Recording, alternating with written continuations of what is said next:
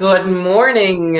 Hi, Good Mark. How are you? morning, sir. How are you? Good to see you. I'm great. Good to see you too. We Yeah, are here. Well, I can see we've got people in the room already. good. And let's see who we've got. Grania, how are you this morning? Good to see you again. Elizabeth, Louise, Guillaume, Usha, Aidan, Raymond, Jason, and Marty. Great to see you all here this morning. We're just going to give it a couple of minutes before we start to let some of those tardy people get into the room. So at 3 minutes past 10, whether they're here or not, we're going to start. But it'd be great to get an idea of who we have in the room. Maybe pop into the chat where you're joining from about around the country, and maybe tell us what industry you're in, just so Mark can get a handle on Yeah, who we have, so we can put him through his paces in a few minutes. How and are have you? relevant examples. hmm How are you doing this morning? I'm great. I'm really good. Thank you very much. Good to see you again. It's great to have you back. Great to have you Yeah. back. I know we're on a different topic. The last topic we had you here for was marketing. Marketing, that's right. Yeah, Was fantastic, actually. Really, really enjoyed that one. thank you. So you set the bar high from your last time here, I have to say. So it's going to be really exciting to see what we get. Good. Let's see who else is popping in here. Tell us your industry sector. That'd be good. Yeah, it'll be fantastic now. Hi, Sean. See you popping in there. How are you? Everybody's very quiet. They're shy. Maybe. They're shy. Oh, here we go. Sunny Bray. My background is in luxury cosmetics. That Very good. sounds fascinating to me, Louise, I have to say. And a very popular, massive, growing industry, the beauty and fashion industry. So that's something maybe we could have a chat on at some stage. Yeah, Um, and might it's be on the line too. Yeah. I'm interested to see that it's sunny in Bray, because it's certainly not sunny in Rathcoole in West Dublin. Or Clondalkin, I'm telling you. Elizabeth, good morning. Hello, from West Cork. My background is hospitality. Hospitality? Great. My background is hospitality as well. Hospitality and industrial catering and facilities management and organization development management. And now here I am You doing set up these a wonderful great company. things. Yeah, yeah. See who else has come in. Hasn't updated there. Guillaume, convenience and forecourt retail. Haha. I know exactly what that's all about from Petrol probably. my times working with Apple Green. Yes, Right. indeed. Yeah. What time of it? We've got 3 minutes past 10. Let's see, one more chat coming in there. Marty Mars, Orchard Print and Promotions. Good morning, all. Hi, Marty. How are you? Hi, Marty. How are you? Great to I know see from your colleagues very well. So let's start. Good morning, everybody. My name is Dorka Finucane, and I'm the owner and founder of TrainedIn.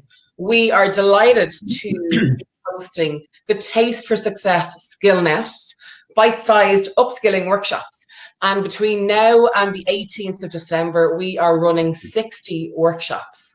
And we are delighted to have the fantastic Mark Thornton with us today, who's got a wealth of experience in marketing and customer service, which gives him an all-round approach to this particular topic, which is customer service and the role it plays in increasing your profits. A little bit of housekeeping before we go on. We can't see you and we can't hear you, so please use the chat facility. I know Mark is going to be asking you some little questions throughout to promote some engagement. Use this time for yourself to answer any questions that you may have, or to get as much value out of this time as you need. These sessions are all recorded, and 1 hour after the workshop ends, you'll get an automatic email with a link to the replay.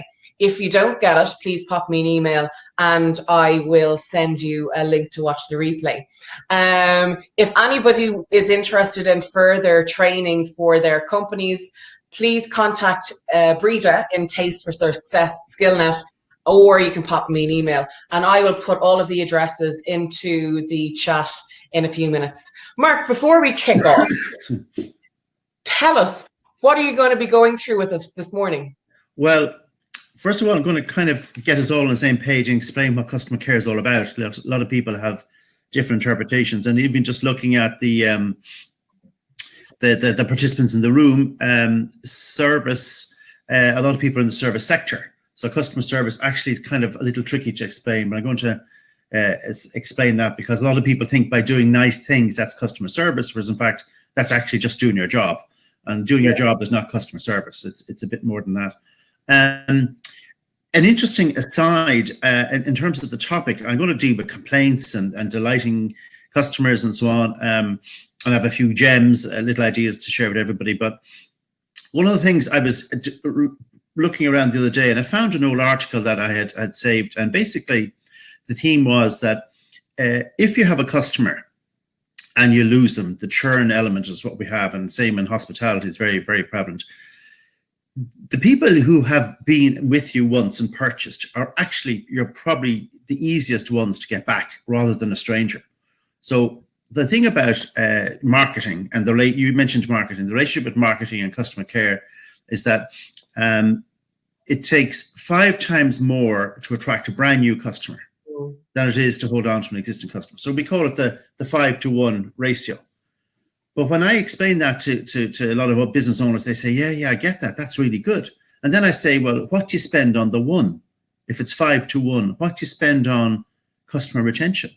And they say, what do you mean? I said, well, if you want to hold on to your customers, you can't just hopefully do it by just delivering a service. You have to do something different. And they then realize, that's training, that's standards, that's quite a few things. So we're going to talk about those things this morning.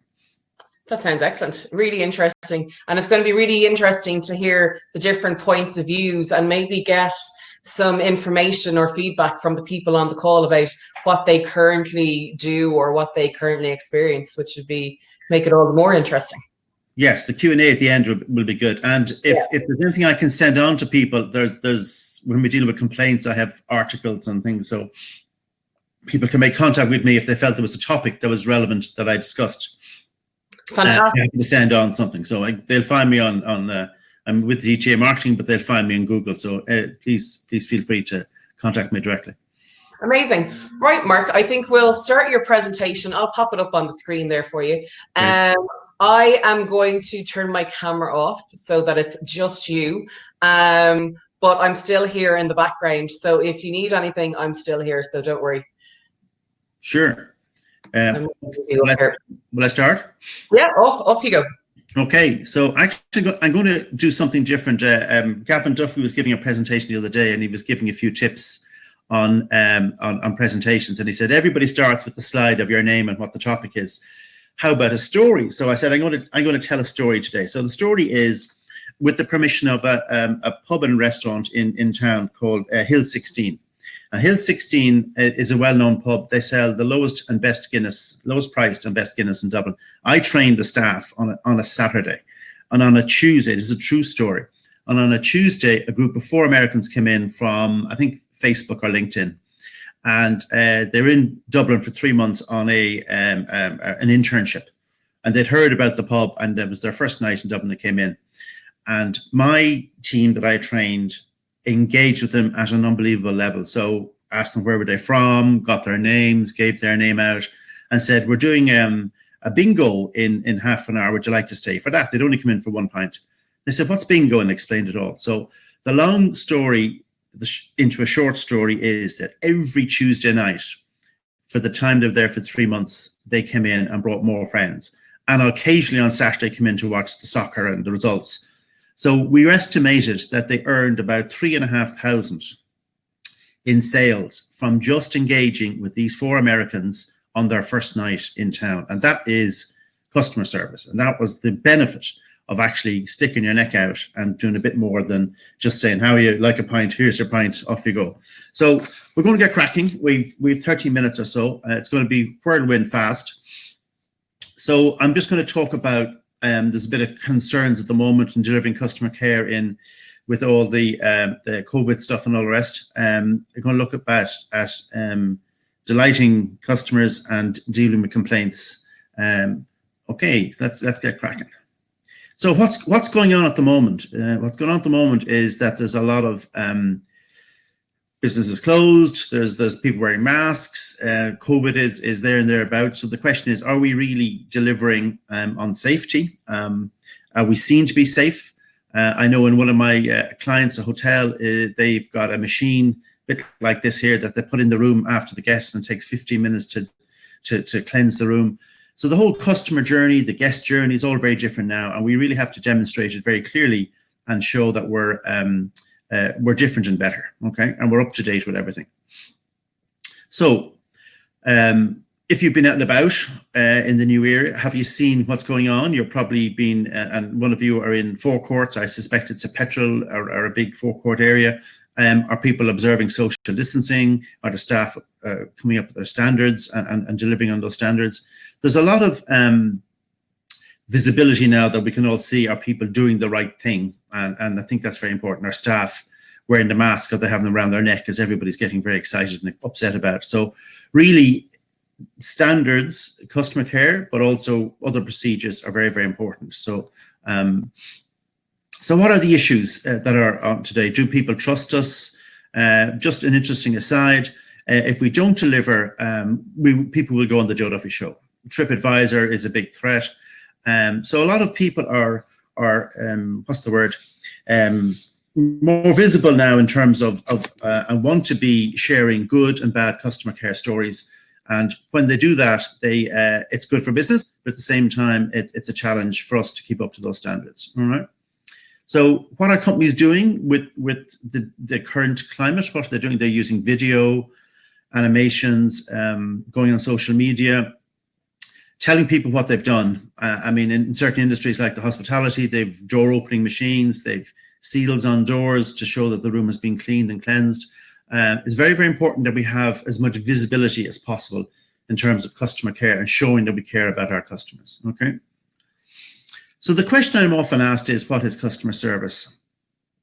And like the seminar I gave recently with Trained In, on marketing, marketing is probably the bigger picture. So marketing is the overriding, focusing on customer needs and wants and delivering what the customer needs at a profit. And you do that in lots of different ways. So you have to communicate. So marketing is about attracting in customers and guests so that they come in the front door. But then we have sales, which is getting them over the line on the purchase, or it could be through online. I know some of you are in online area. And then customer care is about keeping them, and it's about the experience they deliver. So I use these words to kind of describe what customer service is all about. So customer service, in my opinion, is what you do after you do what you're expected to do. Many of you are in the service industry, and we deliver a service. I'm a service provider myself. We deliver service. So just doing our job is the equivalent of a product just doing its job. That's not customer service. So customer service for a service provider is going the extra mile. It's doing something out of the ordinary. It's doing something that they notice and appreciate. A quick story, I got some furniture a couple of years ago from, and I named them, Fitzpatrick's in Navan. They got a big double bed and a dresser. And as a lot of people now doing, they're texting and ringing to say when they're going to deliver, and a lot of it's early in the morning, which is fantastic. In the old days, when you bought a fridge or whatever it is, you were lucky if it arrived that day, never mind the week, and you took time off work, and it was very disappointing when things didn't arrive. Now it's fantastic tracking, and that's really good customer service, either ringing you, emailing you, texting you, and then if indeed you're a little bit late, that even communicating that. So this guy arrived, he texted me a few minutes before he was due to arrive at 7:30 in the morning to say that he'd be 10 minutes late. And I was thinking, wow, I don't mind 10 minutes. That's terrific. He's on the way. And when he arrived, he explained he had to take a door off for the previous person because they couldn't get the furniture through, and that's what the delay was. So I said, that's fairly legit. Upstairs he goes, brings the bed, assembles it, comes down to the docker to sign. And he says to me, before I sign it, he says, now I want you to go upstairs to the room and check that everything, the drawers are all open properly, and there's no rubbish left on the floor around the place, and that it's all neat and tidy. I was going, I didn't even need to even go up when he said check it all, because he obviously had done it. It was fantastic. And I said to him, really, you're exceptional. And this is, really beyond what I expected. And I'm in the business of customer service. Oh, he says, sure, I have to. I mean, this is part of my job. It's the most important part of my job. And I said, well, really, I said, it's exceptional. And he says, well, to be honest, he says, I don't work for Fitzpatrick's at all. which I half suspected. He says, I'm freelance. And by being freelance, I have to make sure that you guys ring back and say, what a wonderful job we did. Or so his reputation was totally based on delivering customer service. And that's really what this is all about, is understanding what things you could do so that you get more customers, or importantly, you keep your customers. So I'm going to give you a quick overview now of some secrets, and then we'll get into some of the meat of the presentation, okay? I've written a book, some of you may know, on winning lifetime customers. I'm pretty fixated with this concept because when you go into a shop for the first time, or a petrol station, or you buy something online, the very first impression is often a queue, and they're roaring, next, and there's no warmth or niceness about it. But if you're a regular customer and they know you by name, they'll say, oh, hi, sir, nice to see you back. How's your mum? And they will know something about you, and you might even know their name too. But if it's a stranger walking in the door, we don't. It's how we treat the stranger. So I often say in my seminars, focus on the strangers. We have the regulars. They're so easy. So it's the strangers is where we need to focus, and that's how you increase your business.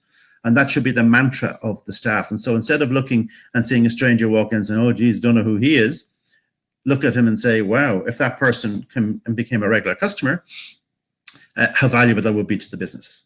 And you can put a price on it. You can work out how much an average sale is. So if you're in a hotel and you have a guest and they come 2 or 3 times a year as a business person, or they come with a family a few times for a Sunday dinner, you might think they're worth €500 a year. Over 10 years, 5,000. Tell a few friends, it's another 15,000. They tell a few friends, another 45,000. So before you know it, a stranger who you convert into a lifetime customer with the referrals could be worth €65,000.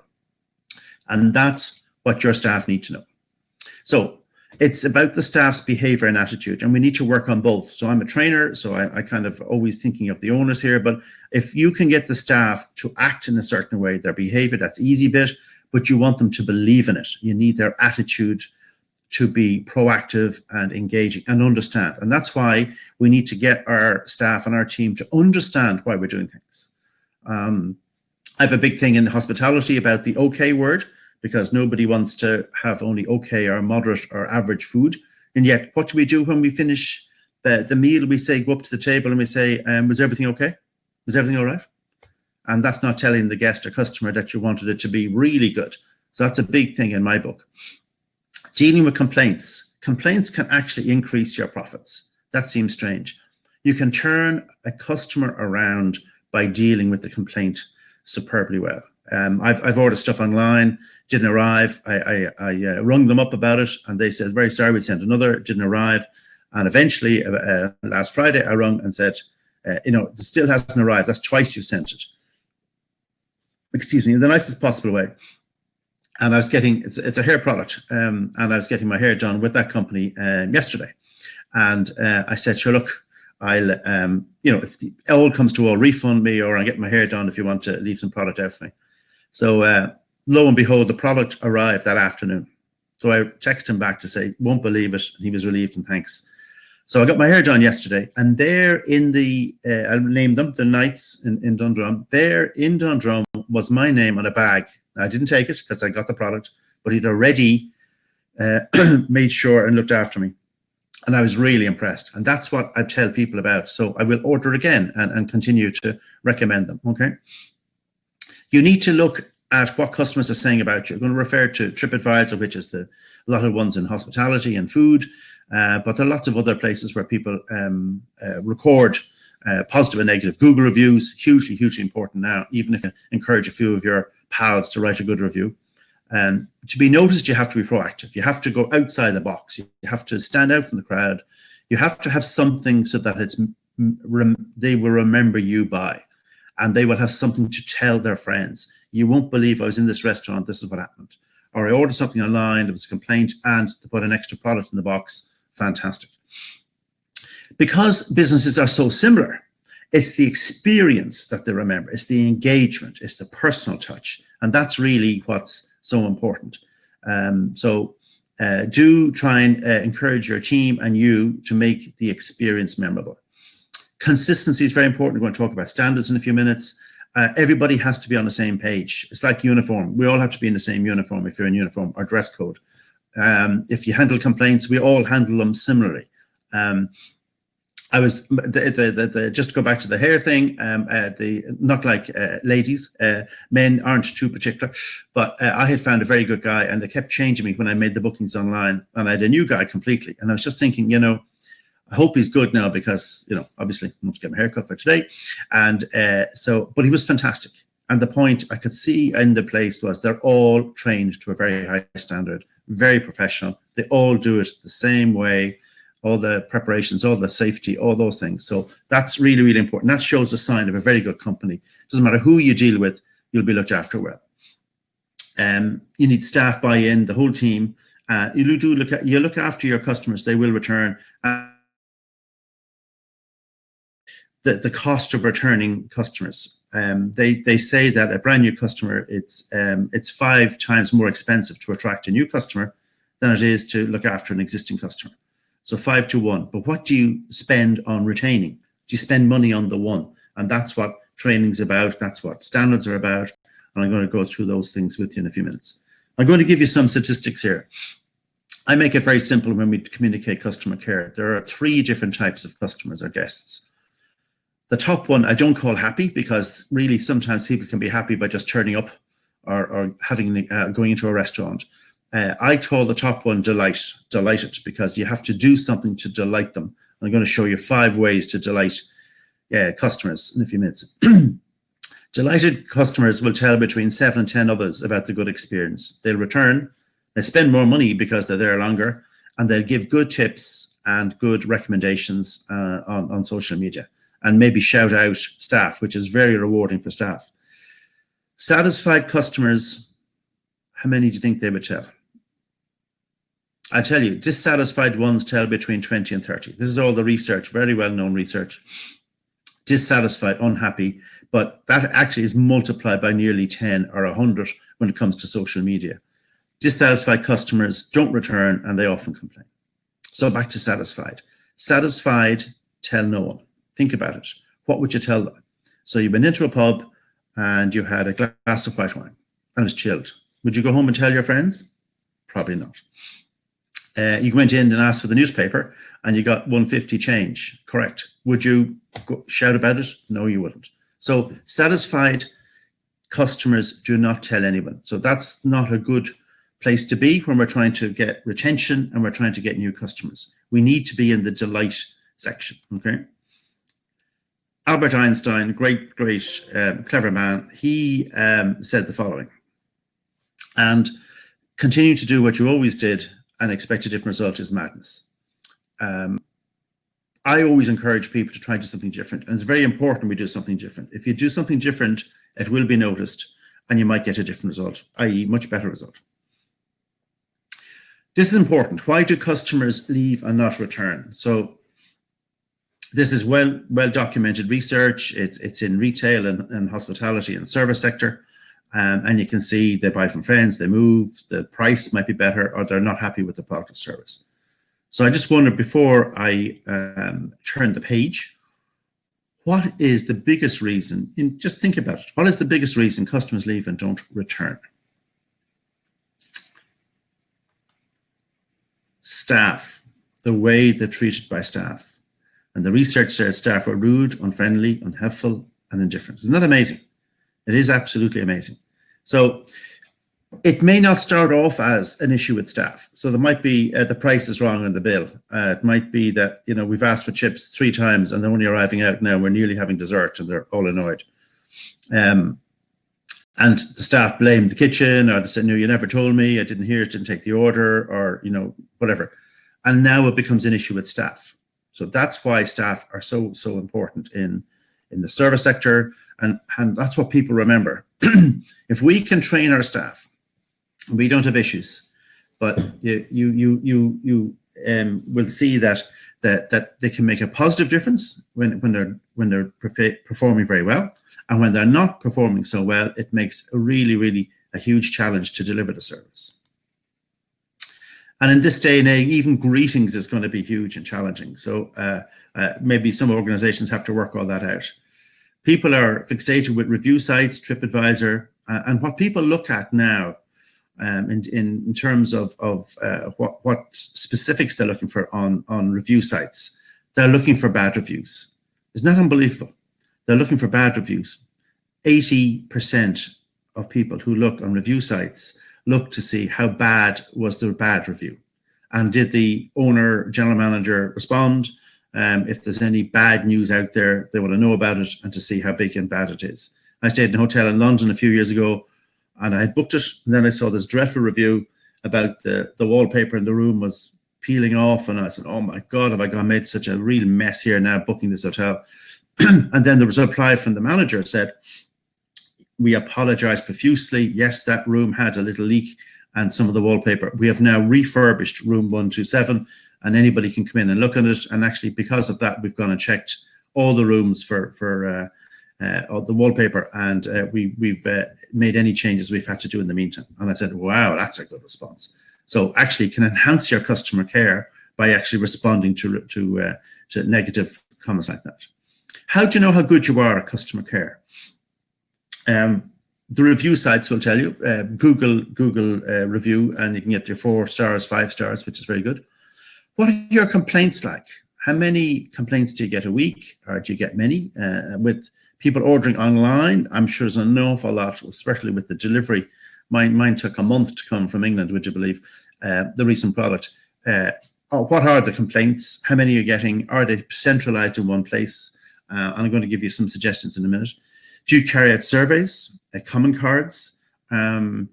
Again, I was at the hair place yesterday, and within seconds, because I'd booked online, as you know nowadays, I got a please review your experience with us within seconds on my phone. I worked with Fergal Quinn in Super Quinn. He passed away about 1.5 years ago, famous for walking about, famous for packing bags. He didn't pack bags in Super Quinn because they were short of staff. He packed bags because he wanted to hear from Mrs. Murphy and Mrs. O'Brien, did they get all they need? Was there anything missing? Was their experience good? And I'd say, maybe 10 hours a week he would spend packing bags. And that was his best research. And we'd have an executive meeting on a Monday morning in Super Quinn, and we'd say something like, this won't work, or will we try this? And he will tell us that he was packing bags in Sutton on Saturday afternoon, and he asked 5 customers and they all said the following, and that would make his decision for him. He would test ideas with them all the time. And then when you meet customers socially, their guard is down a little bit and they'll probably whisper in your ear, just to let you know, I was on to your staff the other day and this, that, that. So do meet them socially and catch up when you can. So it's all about the customer experience. It's the memorable moments that people share, and that's really what this is going to be all about. So how do we delight? There are 5 ways I've come up with, okay? Very simple. And the first one is actually engaging with your body language and eye contact. In business, if you're in retail in particular, and I know some of you are, just acknowledging the queue, acknowledging in reception that you'll be with people in a minute. In a restaurant, nod and say, I'll be over to you now in a few minutes, and let people relax and know that you're looking at the situation. I was in a bank a few years ago, a huge queue at the bank. That's changed now because we're all on machines, and there was one teller. And I was training the staff. I did a bit of a mystery shop, and I said to them the next day, why had you only one teller? Well, you know, there was people behind you in other tasks. And all the people, the customers, could see the staff doing other things, but not attending to the queue. And you could see their frustration. And I said, you can't just deliver a service and not acknowledge when it's gone bad and do something about it. You call for help and assistance. And even managers weren't even thinking, because there was so many in the queue on a regular basis, they got used to it.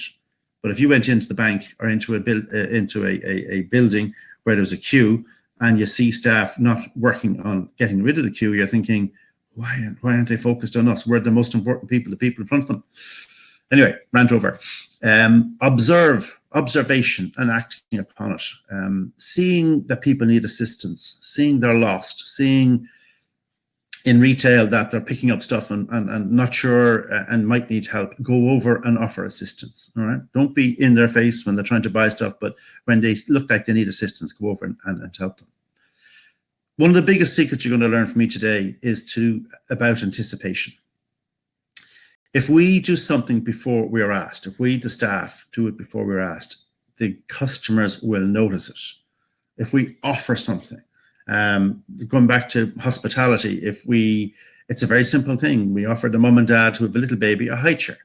We give them a choice of seating by the window rather than stick them at the nearest seat that suits us. If we have newspapers that they would like to read or take if they're staying in our hotel, offer it. Don't leave it there and say, oh, if they want a paper, they'll take it. Be proactive and do something before we're asked. It makes such a difference, such a positive difference. Engagement, short chat. COVID, there's been a lot of chat how people are getting on with COVID, but also where you're from. Like I trained that staff in Hill 16, and I said, especially with Americans, they love to, when you ask them where they're from or why they're here or what's their plans for the vacation or whatever it is. And they did that, and they got the names, which is the next point. And the Americans loved it and the fun.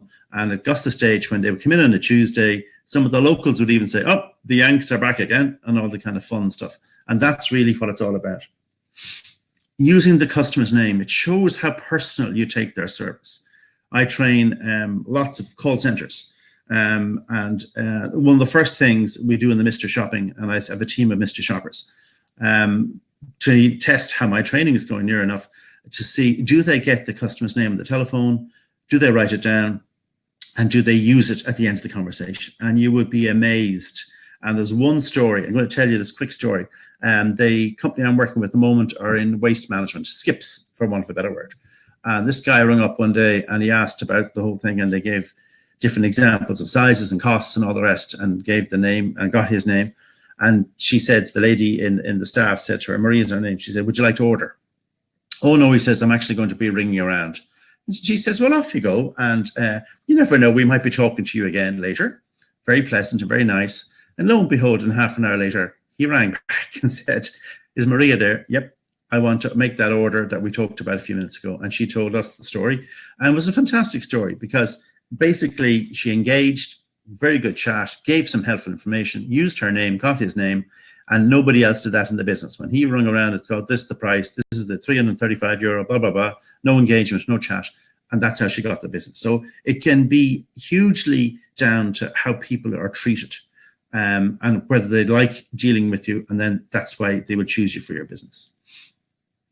Setting standards is very, very important, and you can set them for anything. In hospitality and retail, I focus on friendliness, engagement, and professionalism. And even some things in the online business. I know some of you, I think, are sending cosmetics and material out to customers, even just ringing 2 days later to see, did it arrive? That is really, really professional and follow up. And was it exactly what they expected? And factoring that in. So every day you ring a few people. If you're in the online business, you ring a few to say, did you get the product? And to make sure. A lot of people in industry don't do follow-ups because they're afraid, oh, the product hasn't arrived, or it's broken, or they're unhappy with it. But you know, it sorts out those problems immediately, and then you can take action. So set the standards, train the staff, and then you don't have to worry about who takes on the role of engaging with the customer, because you're all at the same high standard. I think it's very, very important. And standards can be how they look, how the table's presented, how it's packaged.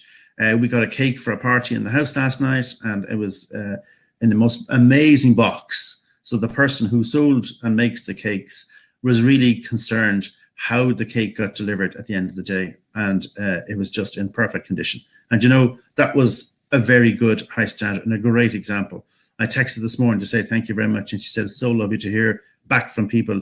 And that made her really feel good that it was a great success. So that's again, you know, setting standards, keeping them and delivering on them. I promised I'd deal with complaints. Complaints are a challenge for a lot of companies. They don't have policies. Staff don't know what they're empowered to do. the simplest thing to do is to have a very basic complaints method. And if the complaints, excuse me, if the complaints are genuine and you want to learn from it and you want the customer to come back, you have to have a win-win policy.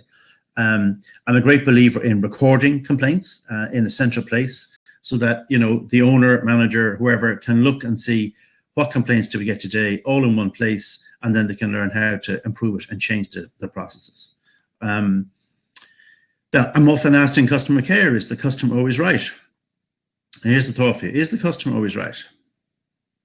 You're probably saying, yeah, but they're not always, but you have to say they are. And so they're all probably true. I regard that as kind of a waffly answer, but my belief is that the customer is not always right. That might shock you, but it's true. We know the customer is not always right.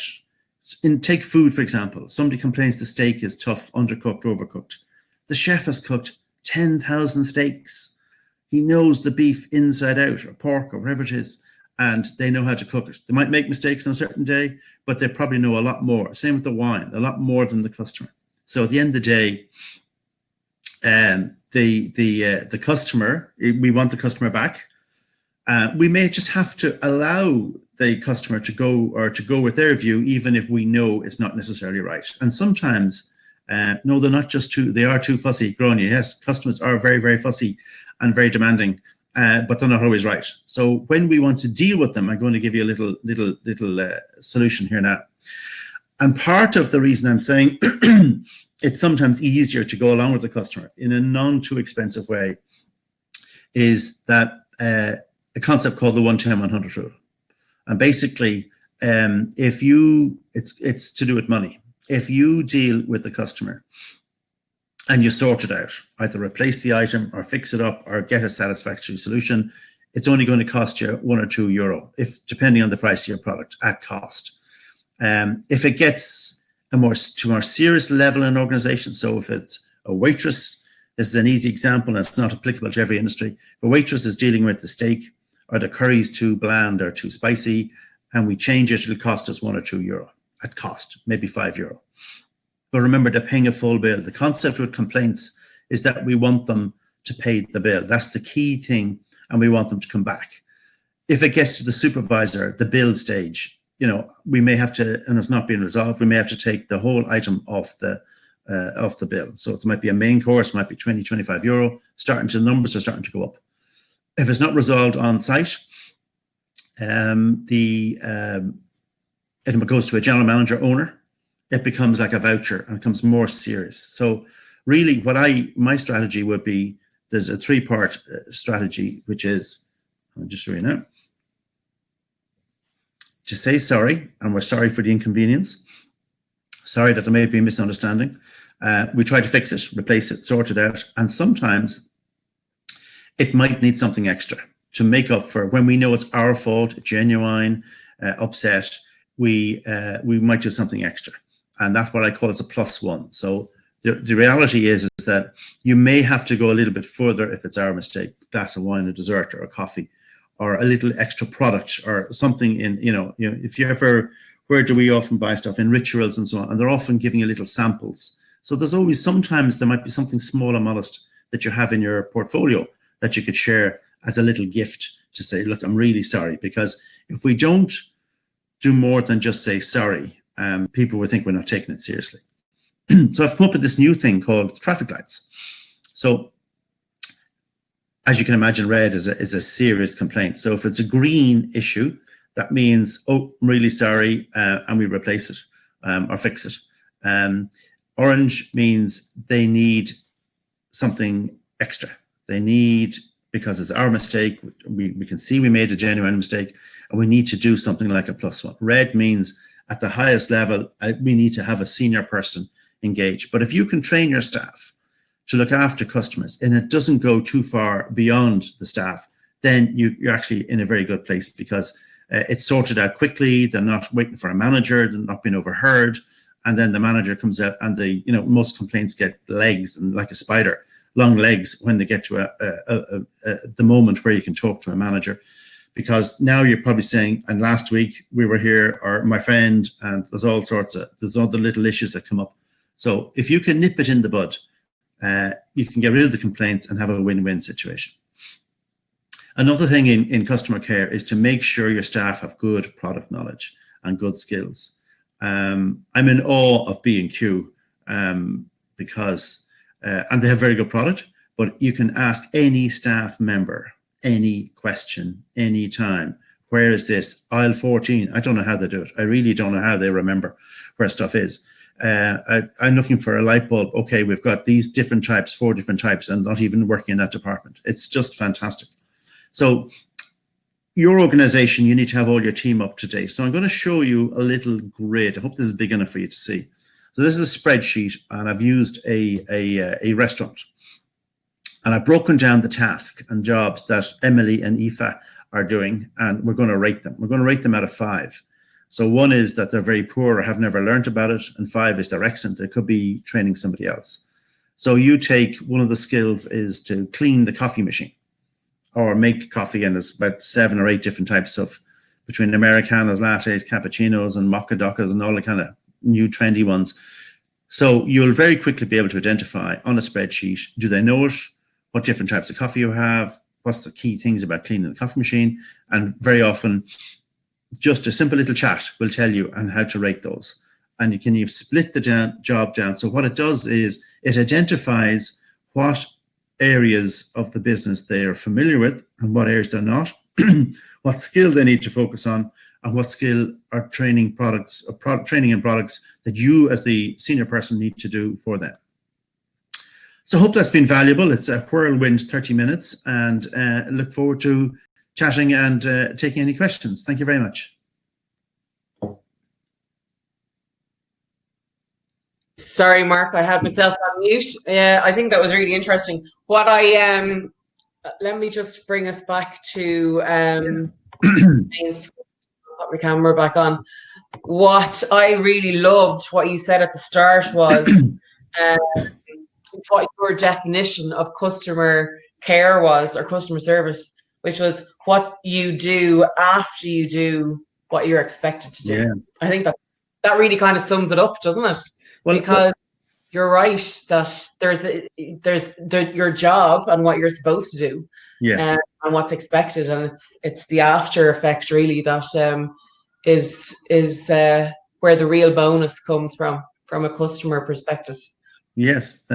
Yeah. I think it's always good that in any business that if you have a philosophy or an ethos or whatever it is, that everybody buys into it, and sometimes you actually have to just verbalize it in a simple way or whatever it is, you know. And then everybody knows it's not just do your best, which is often the mantra in customer service, or look after the customers, and you don't say how or why, or give you tips on how to do it. Yeah, one thing I put in a poll there, which I'll just bring everyone's attention to, and the question was, do you have a defined customer service standard? Because that's one thing that you and I will know, and when you get booked to deliver customer service training, a lot of people or a lot of companies haven't actually defined what their customer service standard is. Correct. And customer service means a lot of different things to a lot of different people. So therefore, you have to have your own defined standard that everybody works to. Good and point. I know you were training in that yourself. Just on that point, I think it's important to break down customer service into small areas. So that's why I refer to like the standard for friendliness. So it's all very well to say smile, but like there's a lot of other things you could do. And once you define what's in the standard, then everybody knows. So wearing a name badge is part of friend, and a lot of retailers do, and some don't. Or if you don't wear a name badge, then you must introduce yourself by name. All these, giving your name on the phone, all these things represent friendliness. And if you've got about 5 or 6 things, then the staff know exactly what they're supposed to deliver on, Yeah. And what about managing people's expectations, as in managing your customers' expectations? This is just a question for me, I suppose. In terms of everybody wants to portray say we're looking at a hotel, portray their business as being the best and being amazing. But if you are a 3-star and you've advertised yourself basically as a 5-star, are you not setting yourself up for a fall the minute somebody arrives? Most definitely. And that is, people write on websites lovely, glowing stuff about themselves. We are the best customer service company, or, you know, you're going to have a wonderful stay or wonderful experience, or our products are amazing. And if you overpromise and underdeliver, that's the death knell in business. So interesting you mentioned 3 and 5-star. Do you know the friendlier service is in the 3-star Yeah, than compared to 5-star? yeah. 5-star staff seem to, I hope nobody's working in a 5-star hotel here now, but a little bit stuck up there. And it's because they think wrongly that that's what's expected by the guest to follow. So they think because they've got a plush lobby and huge bedrooms and lots of stuff that the staff have to all be. But, you know, people just cry out for a little bit of chat, a little bit of engagement. So I think Grania says that customers are too fussy, and there is that tendency. There's a little bit of cheating going on in the last little while. I'm sure you probably agree to that. People are trying to get free meals. They're trying to get free product. I mean, I was embarrassed ringing this guy to say, twice you've sent me the product and twice I haven't received it. And that's when he left the product in the shop for me, or he said he would. And I was kind of thinking, does he believe me? I mean, I'm sure there are people spoofing all the time, you know, trying to get free stuff. And I was so clear with him that I really was genuine and I really wanted the product. And then when it arrived, within seconds, I sent it off to him and he came back immediately relieved, which showed that I didn't want to take that free product he'd let out for me now to follow, so that other people who are genuine will be believed. But there is a lot of fussy pots around. So in customer care, you have to be a little bit, you have to preempt it. So this is why when you're in a food area and Taste for Success is all about the food industry, this is why when you're in a restaurant, you need to, what I call the 2-minute check-in. You need to go to the table 2 or 3 minutes after you've delivered the food and say, are you enjoying your meal? Not, is it all right? Are you enjoying your meal so far? Can I bring you anything else to follow? And there's very little wiggle room for complaints afterwards. I'm reading Olivia Walsh Murphy. It's all about engaging with your customers, the personal touch, going the extra mile. That's exactly, I 1000% agree with that. And the personal touch can be a simple little thing like remembering something about the guest from the last time. When I was in a restaurant, way before COVID, and it was the owner actually. So I suppose she was probably very keen on customers returning. But she said to me, Mark, she said, would you like to have the wine you had the last time? And I'm going, what? Oh my God, what wine did I have? And I said, I remember we did a discussion, but I couldn't tell you what brand it was. And the bottle was unusual. And that's how she remembered me being fixated or talking about. And she says, I know exactly which one it is. And I said, of course. I didn't even look at the price. It was just, if we had that last time, it was good. I was going to have it again. But just that she remembered which one I had. And that, oh my God, it blew me away. And I suppose the whole COVID thing has thrown another spanner into the works in terms of, especially in or I suppose restaurant or hotels, but forecourts and shops where you now have, you're literally mask wearing and all that kind of stuff, which is difficult, and it also kind of takes away from the interaction. Yeah, so you're literally smiling with your eyes. That's a very good point. That's a very good point, sir. And yes, you've got a visor screen, and then you've got your own mask, and the customer's got a mask on. We have to work a bit harder. There's no doubt about it. But we're all in this together, so it's not like you're going in and suddenly discovering if you've come down from Mars and suddenly discover what the hell's going on here. But we do have to make a bigger effort, and even just the chat should be even a bit different about how you're getting on. Are you surviving? Are you going stir crazy? You know, just, I don't mean long chats. I just mean just a little bit of personal touch and engagement. And that makes a big difference. Is there any questions from anybody? Mark Morris, he's in Orchard Print. I know your colleagues there very well, the bold Damien and Finton. Except when they are wrong. Isn't it great you have customers for 40 years? You must be doing something well and holding on to them. Yeah. Well done, Marty. Right, except when they're wrong. Oh, except when they're wrong. I love that, Marty. I'm going to remember that one. That's good.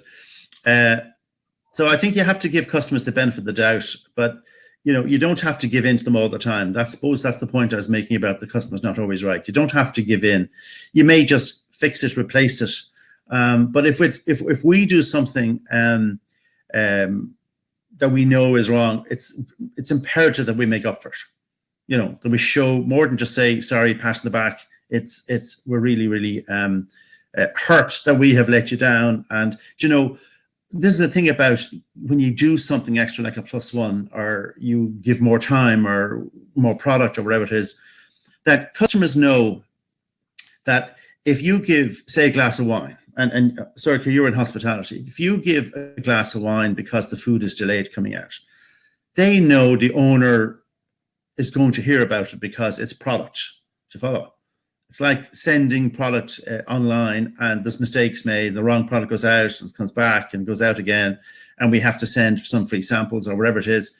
That has to be recorded somewhere. And that's a kind of like a safety thing for a customer, that if half a glass or two or a bottle of wine is given complimentary, somebody has to see that senior higher up. And the hope would be that now that we're giving or have given product or a bottle of wine or cosmetics or whatever it is, that the owner will say, well, what was that for? Why did we do it? We better not let that happen again. We better improve our service so that, and checking system. I remember working with a company and they were getting loads of orders back because there was mistakes. And I said, well, does anybody check the stuff before it goes out? No, we don't have time for it. I said, well, you've got a lot of new people working in the company. There's a lot of mistakes. I think actually you're going to really need to have spot checking or somebody double checking the stuff. So they put in the system and lo and behold, cut out the stuff. And then the staff got better because they not that they were relying upon a checker, but they got better because they were more familiar with the stuff themselves. And the service levels went up. It's back to that old age problem of you can bring a horse to water, but you can't make him drink. Or you can give the best training session, but it's actually getting the implementation on the ground. Right. So it's your I suppose your management and your supervisory team really need to take ownership of the implementation and the standards. Yeah, you're absolutely right. If you're training all of your senior team, you still have to filter it down to the front line, because if they don't know what they're supposed to be doing, you can't expect them to deliver it. But the implementation is massive. Yes, you've invested a lot of money into the upskilling or training of people in any area. Yes. I'm reading what Colette said. She's a customer for 20 years in the water system. That's fantastic. And, people will stay with you if you deliver consistently. But it's also keeping in touch. I mean, my marketing hat on here now. If you keep in touch with people and you haven't seen them for a while, they'll come back. There's all the time just people trying to nibble away at your customers. And sometimes they do go. I was with Sky. I went off to another broadband provider. It wasn't as good, and I came back to Sky. And that's the secret with delivering good service. And when you go, and when a customer says, "I'm leaving to go somewhere else," find out why. Yeah. And then say, look, because and then you have to spend a lot of money getting them back because you have to do all these offers and follow-ups and so on. But genuinely, people will come back if you've got good service. And nowadays, people make decisions based on people. Like Marty's in and Colette are in the people business, printing and product and so on.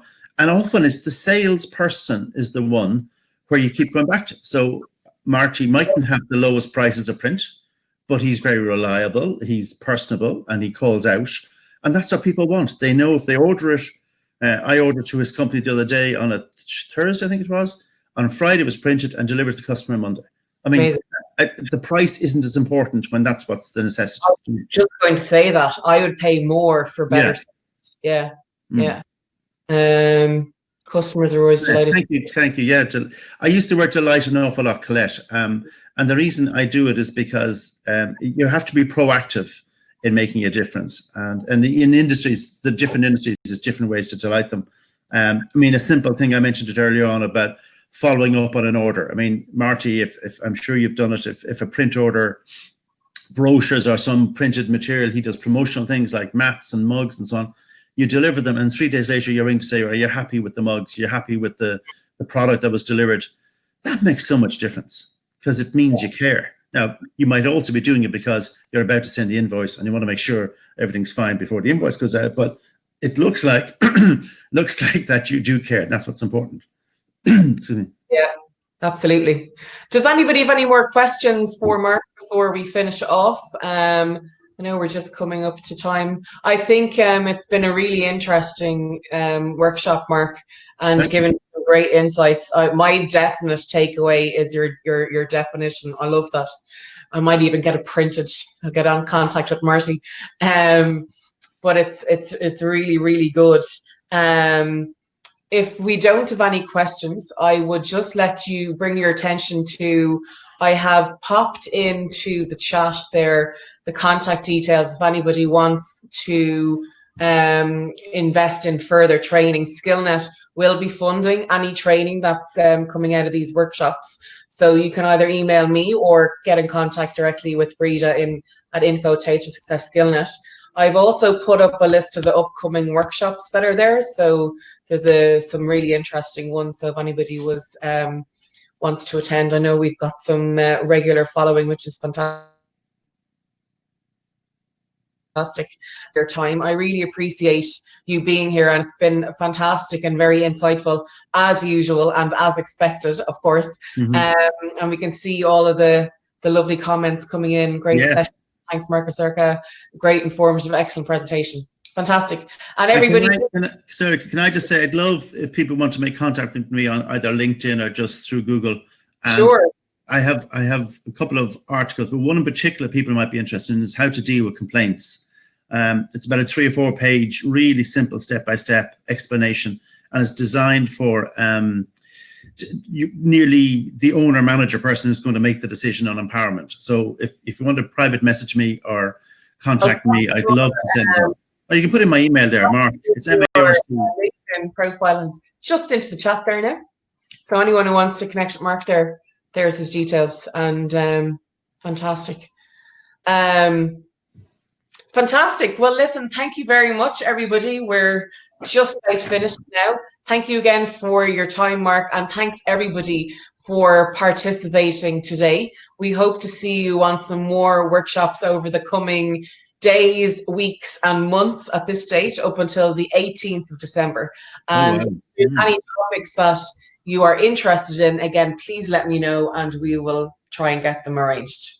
Mark, pleasure as always. And have a great day, everybody, and we'll see each other soon. Very good. Cheers. Bye-bye.